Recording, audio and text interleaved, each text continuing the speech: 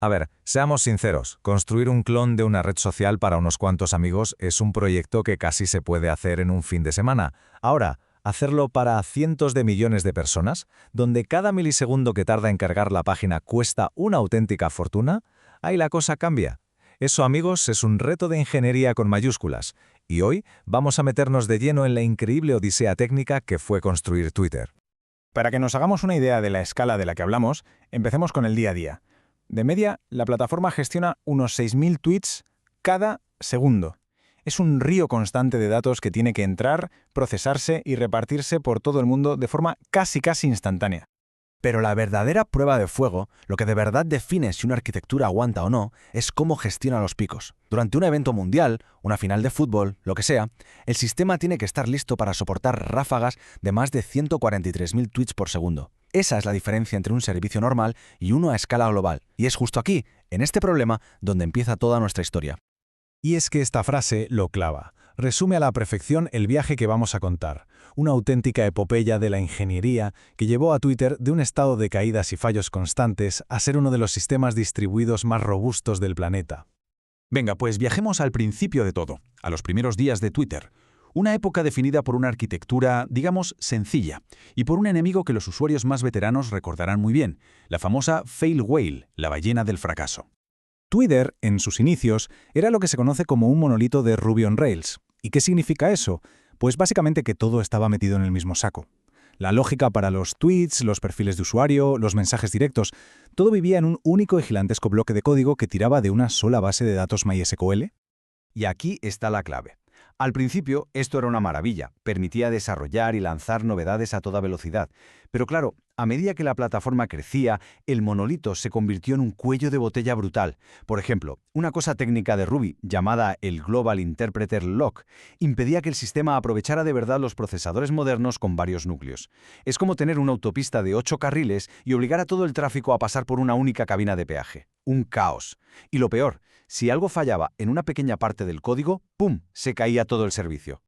Y la gota que colmó el vaso fue el Mundial de Fútbol de 2010. Fue la prueba definitiva de que el sistema estaba completamente roto. Cada gol, cada jugada polémica, provocaba una avalancha de tweets que tiraba el sistema entero. Llegaron a sumar 90 minutos de inactividad durante un solo partido. Era evidente, o hacían un cambio radical, o el propio éxito de Twitter acabaría con él. Y esto nos lleva al gran punto de inflexión de esta historia. El momento en que el equipo de ingeniería tomó una decisión que fue valiente, carísima y sobre todo absolutamente necesaria. Había que empezar de cero. Había que hacer borrón y cuenta nueva, pero esta vez había que hacerlo bien. Pero ojo, que la historia tiene su drama, porque su primer intento de reescribir la plataforma, un proyecto de 10 meses llamado Splinter, fue un fracaso absoluto, nunca vio la luz. ¿Nos podemos imaginar la presión que había en ese equipo en aquel momento? Pero, como dijo el entonces jefe de ingeniería, Rafi Krikorian, ese fracaso fue su Apolo 1. Dolió, y mucho, pero de ahí sacaron todas las lecciones que necesitaban para que la siguiente reescritura, la buena, funcionara. A veces, el mayor de los fracasos es, en realidad, la clave para el éxito. Así que se lanzaron a la piscina. Apostaron por la máquina virtual de Java, la JVM, usando un lenguaje llamado Scala. ¿Y por qué este cambio tan radical? Pues porque atacaba directamente sus mayores problemas. Ofreció un rendimiento brutal, un modelo para manejar miles de cosas a la vez que solucionaba el atasco de Ruby, y un estilo de programación, la programación funcional, que es perfecto para los sistemas distribuidos que querían construir.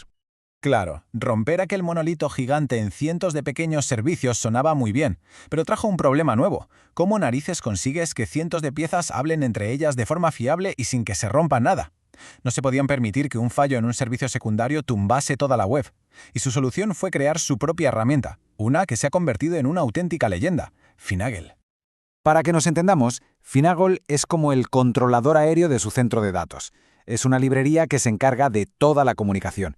Si un servicio necesita hablar con otro, Finagle lo gestiona. Y lo mejor es que si un servicio empieza a ir lento o directamente se cae, Finagle lo detecta al instante y, de forma automática, desvía el tráfico hacia otras copias que sí funcionen. Esto les dio una capacidad para aguantar fallos que antes era simplemente un sueño. Vale, ya tenemos los servicios comunicándose como un reloj suizo. ¿Cuál es el siguiente problemón? El almacenamiento. ¿Cómo guardas y, sobre todo, cómo recuperas billones de tweets desde cualquier parte del mundo en cuestión de milisegundos? Y aquí surge un problema que parece una tontería, pero es un dolor de cabeza tremendo.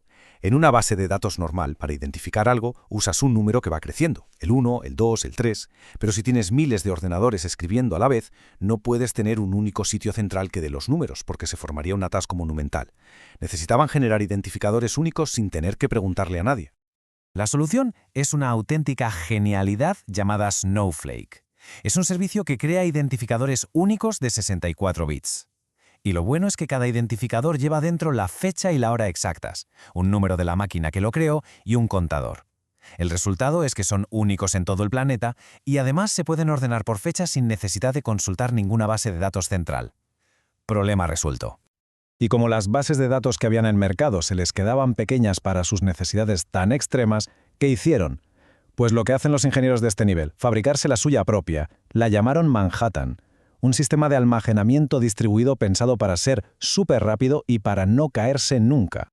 Y ahora llegamos a una de las joyas de la corona. ¿Cómo se construye el timeline? Para la gran mayoría de la gente, la lógica es esta. Cuando alguien publica un tweet, ese tweet se copia inmediatamente en una especie de lista de la compra en la memoria de cada uno de sus seguidores. Para esto usan un sistema ultra rápido llamado Redis. Así, cuando abrimos la app, la lectura es instantánea. Pero, ¿qué pasa con las cuentas de famosos que tienen millones de seguidores? Es que este gráfico lo deja clarísimo. Hacer eso mismo, ese proceso de fan-out para una cuenta con 100 millones de seguidores, significaría hacer 100 millones de escrituras en memoria por un solo tweet. Reventaría el sistema. Por eso, para estas cuentas gigantes, que llaman cuentas ballena, usan otra estrategia. Sus tweets no se copian, se guardan aparte y solo se mezclan con nuestro timeline en el momento justo en que lo pedimos. Es un sistema de 2 velocidades, porque el problema tiene 2 escalas completamente diferentes. Y con todo esto ya montado, saltamos a la era más moderna. Ahora el desafío ya no es solo que la web no se caiga, sino gestionar de forma eficiente miles y miles de servidores y, lo más importante, decidir qué contenido es el más relevante para cada persona. Mucho antes de que Kubernetes se convirtiera en el estándar, Twitter ya fue pionero en esto de gestionar sus centros de datos de forma inteligente con herramientas como Apache Mesos y Aurora. La idea es sencilla. En lugar de tener máquinas dedicadas a una sola tarea, trataban todo el centro de datos como si fuera un único y gigantesco superordenador. El resultado, casi duplicaron el aprovechamiento de su hardware, una barbaridad de ahorro. Y esto nos trae directos al presente. El timeline que vemos hoy en día ya no es una simple lista de tweets ordenados por hora, para nada. Es el resultado de un sistema de inteligencia artificial increíblemente complejo, al que apodan de Heavy Ranker. Es, en esencia, una red neuronal masiva que decide en tiempo real qué es lo más interesante para mostrar. Así que, resumiendo, cada vez que refrescamos el timeline, se desata una coreografía alucinante. La petición llega a los servicios hechos en escala, se leen los tweets ya preparados de Redis, se mezclan los de las cuentas ballena que vienen de Manhattan, la red neuronal lo ordena todo según su criterio y ¡zas! Todo eso aparece en la pantalla en menos de 200 milisegundos, menos de lo que dura un parpadeo. Por eso, la próxima vez que deslicemos el dedo hacia abajo para refrescar, merece la pena pararse a pensar un segundo. No es un gesto sin más. Es dar la orden de inicio a una sinfonía de ingeniería brutal, la culminación de una década de innovación, de fracasos estrepitosos y de soluciones absolutamente brillantes. Acabamos de poner en marcha una de las maquinarias de software más complejas del mundo. Y eso, la verdad, es increíble.